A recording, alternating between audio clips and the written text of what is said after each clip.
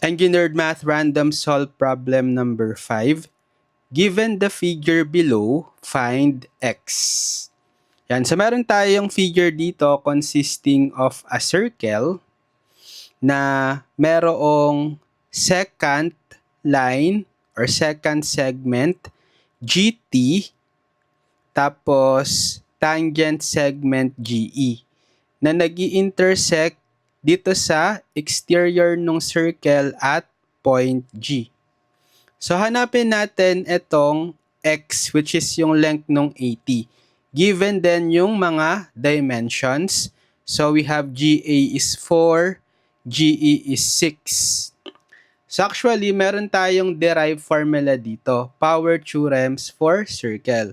So kapag ang given is segment na secant at segment na tangent na nag-i-intersect sa exterior ng circle in this illustration sa point G, meron tayong formula na gagamitin that is yung square nung GE nung length netong tangent, square niya is equal to the product nung GA times GT.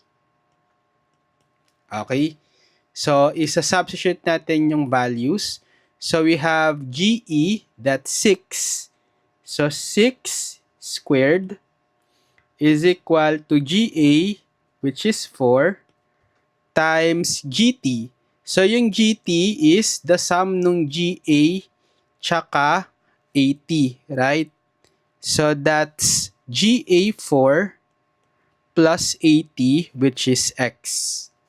Yan. And then, isosolve na lang natin tong equation for X. So, 6 square is 36 equals, so distribute ko tong 4. 4 times 4, that's 16, plus 4 times X, 4X. Yan. So, transpose ko si 16 dito sa kaliwa, magiging 36 minus 16 equals 4x. 36 minus 16 is 20, right? Equals 4x. So, to solve for x, divide natin both sides by 4 para makancel itong 4. So, x is equal to 20 over 4 or 5. Or pag binultag natin, 5 is equal to x is the same as x is equal to 5. So therefore, the value of x is 5. Okay?